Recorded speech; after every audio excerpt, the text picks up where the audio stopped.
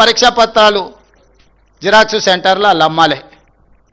ఎప్పుడైనా పోటీ పరీక్షలు చేసిండా? 2011లో గ్రూప్ 1 నియామకం జరిగితే 2026 వరకు అసలు నియామకాలు జరగలే.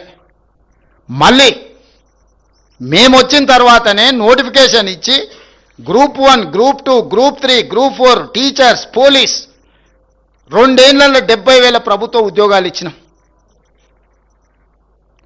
మొత్తం ప్రతి ప్రభుత్వ ఉద్యోగం మేము ఇచ్చిన వాళ్ళ లిస్ట్ అంతా రిలీజ్ చేస్తాం. మీరు లెక్క పెట్టుకొని అసెంబ్లీలో మొత్తం కాగితాలు తీసుకొచ్చి పెడితే ఎన్ని కట్టలైనా సరే డిజిటల్ మాన్యువల్ మొత్తం ఇస్తా. స్కూల్స్ డైట్ ఛార్జెస్ పెంచలేదండి. పిల్లలకు అరాకలతో చచ్చిపోతుంటే 40% డైట్ ఛార్జెస్ పెంచిన, 200% కాస్మెటిక్ ఛార్జెస్ పెంచిన. Young India integrated residential schools 20,000 కోట్లతో పనులు ప్రారంభించుకున్నాం. యంగ్ ఇండియా స్కిల్స్ యూనివర్సిటీ పెట్టుకున్నాం. యంగ్ ఇండియా స్పోర్ట్స్ యూనివర్సిటీ పెట్టుకున్నాం. ఈరోజు స్కూల్స్లో మొత్తం ప్రక్షాళన చేసి ఫేషియల్ రికగ్నైజేషన్ సిస్టమ్ తీసుకొచ్చి టీచర్లను పిల్లల్ని సమన్వయం చేసుకొని ముందుకెళ్తున్నాం. ఇట్లా ఒక్కొక్క శాఖలో ప్రక్షాళన చేసుకుంటూ ఒక పక్కన సంక్షేమం, రెండో పక్కన అభివృద్ధి. మోడీ గారు ఇచ్చినా ఇవ్వకపోయినా మూసి రివర్ ఫ్రంట్ ఈరోజు మనం కట్టుకుంటున్నాం. మెట్రో సహకరించినా సహకరించకపోయినా మనం విస్తరణ చేసుకుంటున్నాం. రీజనల్ రింగ్ రోడ్ మీరు ఇస్తే ఇచ్చిండ్రు, లేకపోతే లేదు అని మనం నిర్మాణం చేసుకోవడానికి సన్నాహకాలు ఏర్పాటు చేసినాం. చిన్న చిన్న కాలనీలు లేకపోతే ఫైనాన్షియల్ ఏరియా డిస్ట్రిక్ట్స్ కాకుండా కంప్లీట్గా ఒక సిటీనే ఈరోజు భారత్ ఫ్యూచర్ సిటీని మనం నిర్మించుకుంటున్నాం. ఈరోజు గ్లోబల్ సమ్మిట్ చేసుకున్నాం. ఇవి పక్కన పెట్టండి. 100 సంవత్సరాల బీసీ కులగణన ఎవరైనా చేసిరా అండి?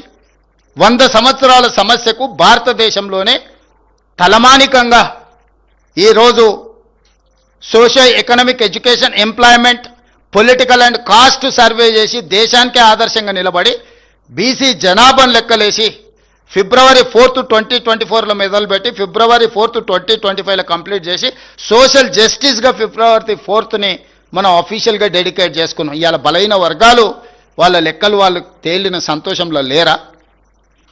మాదిగా ఉపకులాల వర్గీకరణ 40 సంవత్సరాల నుంచి రావణ కాష్టంగా మండుతుంటే దేశంలోనే మొట్టమొదటి రాష్ట్రంగా వర్గీకరణ సమస్యకు శాశ్వత పరిష్కారం చూపిస్తే ఈరోజు బుడగ జంగాల నుంచి అత్యంత వెనుకబడిన మాదిగా ఉపకులాలు ఈరోజు డాక్టర్లుగా, ఇంజనీర్లుగా, ఈరోజు గ్రూప్ 1 ఆఫీసర్లుగా సెలెక్ట్ అయినరు. ఈ సమస్యకు మేము పరిష్కారం చూపించలేదా? 100 సంవత్సరాల బీసీ కులగణనకు శాశ్వత పరిష్కారం చూపించినాము. 40 సంవత్సరాల ఎస్సీ వర్గీకరణకు శాశ్వత పరిష్కారం చూపించినాము. సంక్షేమంలో మేము ఇచ్చిన ప్రతి మాట నిలబెట్టుకోవడానికి శాయశక్తుల ప్రయత్నం చేస్తున్నాము. తెలంగాణ రాష్ట్రాన్ని ప్రపంచంతోనే పోటీ పడే విధంగా ఈరోజు అభివృద్ధి పదం వైపు నడిపిస్తున్నాము. 2 సంవత్సరాలనే ఇన్ని చేయగలిగినాము. 12 ఏళ్ళు లేలినోడు మమ్మల్నే తిడతాడు, 10 సంవత్సరాలు దోసుకున్నోడు మమ్మల్నే తిడతాడు. మమ్మల్ని కాదని వాళ్ళకు ఓటేయమంటారు. అందుకే ఓటర్లకు నేను స్పష్టంగా విజ్ఞప్తి చేస్తున్నా. 12 సంవత్సరాల మోడీ గారి పరిపాలన, 10 సంవత్సరాల చంద్రశేఖరరావు గారి దోపిడీని, 2 సంవత్సరాల మా సంక్షేమాన్ని, అభివృద్ధిని బేరీజు వేసుకొని మీరు తీర్పు ఇవ్వండి. ఈరోజు రాష్ట్రంలో అధికారంలో ఉన్నది ప్రజాపాలన. ఈరోజు మేము నిధులు ఇవ్వాలన్నా, గల్లీలలో అభివృద్ధి జరగాలన్నా, సంక్షేమాన్ని గల్లీలకు చేర్చాలన్నా అక్కడ మట్టికెళ్ళినా ఇంటివాడే వెళ్ళాలన్నట్టు అక్కడ మనవాడే ఉండాలి. సమన్వయం చేసుకొని నేను ఎందుకు చెప్తున్నట్టే, శాసనసభలో చంద్రశేఖరరావు గారు ప్రధాన ప్రతిపక్ష నాయకుడుగా తన బాధ్యతను తను నెరవేర్చి ఉంటే ఆ పార్టీ ప్రతిపక్షంలో కూడా ప్రజల పక్షాన మాట్లాడుతుంది, ప్రజల పక్షాన కొట్లాడుతుంది. కాబట్టి కొంతమంది గెలవనియండి అని అనేవాడిని. వాళ్ళు విధ్వంసం చేయడమే, అడ్డుకోవడమే, ఎక్కడికక్కడ అభివృద్ధిని నియంత్రించడమే కార్యక్రమంగా పెట్టుకొని గ్రూప్ 1లో కోర్టులో పిటిషన్లు ఇస్తే హైకోర్టు చెంప చెల్లుమనిపించింది.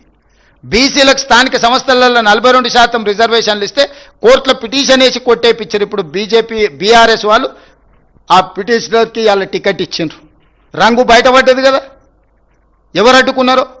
మన సర్పంచ్ల 49.83% బీసీలకు మేము సర్పంచ్లు ఇచ్చినాం. ఇవాళ కౌన్సిలర్లు, కార్పొరేటర్లు 61% ఇచ్చినాం. పార్టీ పరంగా ఇచ్చినాం. చట్టంలో అవకాశం లేకపోతే స్వీయ నియంత్రణ పెట్టుకొని పార్టీ కమిట్మెంట్తో ఈరోజు 61% కౌన్సిలర్లు, కార్పొరేటర్లు బీసీలకు ఇచ్చినాం. ఇది మా కన్విక్షన్, ఇది మా కమిట్మెంట్, ఇది మా అప్రోచ్. కాబట్టి 3 పార్టీలను సంపూర్ణంగా విశ్లేషించండి. ఒకే ఒక్క రోజు, రేపు మిగిలింది 10 తారీఖు.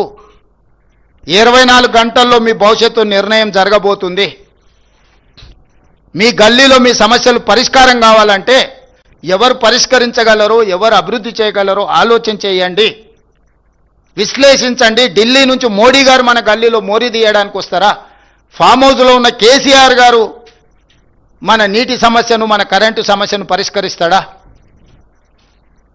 ఈరోజు ఉపన్యాసాలు ఇస్తున్న హరీష్ రావు గారు, కేటీఆర్ గారు నిన్నటి వరకు వాళ్ళే మంత్రులు కదా, వాళ్ళ దగ్గరనే ఆర్థిక శాఖ, వాళ్ళ దగ్గరనే మున్సిపల్ శాఖ, వాళ్ళ దగ్గరనే ప్రభుత్వం ఉన్నది కదా, వాళ్ళ కుటుంబం చేతిలోనే తెలంగాణ రాష్ట్రం అంతా బందీగా ఉన్నది కదా. కాబట్టి ఈ సందర్భంగా ప్రశాంతంగా ఆలోచన చేసి తెలంగాణ సమాజానికి ఏది మేలో మీరే ఆలోచన చెయ్యండి. ఈరోజు మీరు ఎన్నుకోబోయే వాళ్ళు 5 సంవత్సరాల మీ భవిష్యత్తును వాళ్ళ చేతిలో పెట్టబోతున్నారో, మీరు ఎవరికి మీ ప్రతినిధిగా బాధ్యత ఇవ్వబోతున్నారో మీరు ఆలోచన చేసి మంచి నిర్ణయం తీసుకోండి. ఈ ప్రభుత్వం మీది, మీకోసమే పనిచేస్తుంది. ప్రభుత్వం దగ్గర ఉన్న నిధులన్నీ ఖర్చు పెడుతుంది, కేంద్రంతో అవసరమైన సయోధ్యను సమన్వయం చేసుకుంటుంది. కానప్పుడు కేంద్ర ప్రభుత్వం మీద కొట్లాడడానికి ఈ ప్రభుత్వానికి ఎలాంటి బేసిజాలు లేవు. మీలాక కుమ్ముకు చీకటి ఒప్పందాలు మాకు అవసరం లేదు. ఏదున్నా ప్రజల ముందే బహిరంగంగా మా ఆలోచనలు పెడతాము. ఇవాళ కరీంనగర్కి ఔటర్ రింగ్ రోడ్డు రావాలన్నా, వరంగల్కి ఔటర్ రింగ్ రోడ్డు రావాలన్నా, ఖమ్మం అభివృద్ధి జరగాలన్నా, రామగుండం అభివృద్ధి జరగాలన్నా, నిజామాబాద్ అభివృద్ధి జరగాలన్నా, నల్లగొండ జరగాలన్నా, మహబూబ్ నగర్ మున్సిపల్ కార్పొరేషన్స్ జరగాలన్నా ఈరోజు రాష్ట్ర ప్రభుత్వమే చేయగలదు. సంపూర్ణంగా మా ప్రభుత్వానికి సహకరించండి, మమ్మల్ని ఆశీర్వదించండి. ఈ ప్రభుత్వమే ఇంకా 3 సంవత్సరాలు ఉంటుంది, ఆ తర్వాత ఇంకొక 5 సంవత్సరాలు మేమే అధికారంలోకి వస్తాము. 94 నుంచి 2004 వరకు టీడీపీకి అధికారం ఇచ్చారు. 2004 నుంచి 2014 2 సార్లు కాంగ్రెస్కి ఇచ్చారు. 2014 నుంచి 2024 టీఆర్ఎస్కు 2 సార్లు అధికారం ఇచ్చారు. 2024 నుంచి 2034 వరకు తిరిగి ఇందిరమ్మ రాజ్యాన్ని ప్రజలు ఆశీర్వదించబోతున్నారు.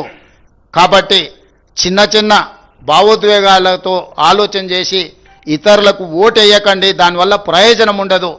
ఈ ప్రభుత్వాన్ని ఆశీర్వదించండి, అభివృద్ధి చేసే బాధ్యత నేను తీసుకుంటా. ముఖ్యమంత్రినే కాదు, మున్సిపల్ మంత్రిని కూడా నేనే. కాబట్టి ఈచ్ మున్సిపాలిటీకి ఒక కాంప్రహెన్సివ్ మాస్టర్ ప్లాన్ తయారు చేస్తా. ఈచ్ మున్సిపల్ కార్పొరేషన్కి ఒక కాంప్రహెన్సివ్ మాస్టర్ ప్లాన్ చేస్తాను. నేనే స్వయంగా పర్యవేక్షించి మీ ప్రాంతాన్ని అభివృద్ధి చేస్తా. మీ నీటి సమస్యను, మీ మురుగునీటి సమస్యను, మీ కరెంటు సమస్యను, మీ రోడ్ల సమస్యను, వీటన్నిటిని పరిష్కరిస్తా. మీకు సంక్షేమాన్ని అమలు చేస్తా, మీకు ఇందిరమ్మ ఇండ్లు మంజూరు చేస్తా. ఇవన్నీ చేసే బాధ్యత నేనే తీసుకుంటా. ముఖ్యమంత్రిగా, మున్సిపల్ మంత్రిగా తెలంగాణ ప్రజల్ని నిండు మనసుతో ఆశీర్వదించాల్సిందిగా కోరుకుంటూ మీ అందరి దగ్గర సెలవు తీసుకుంటున్నా. ఉన్నట్టే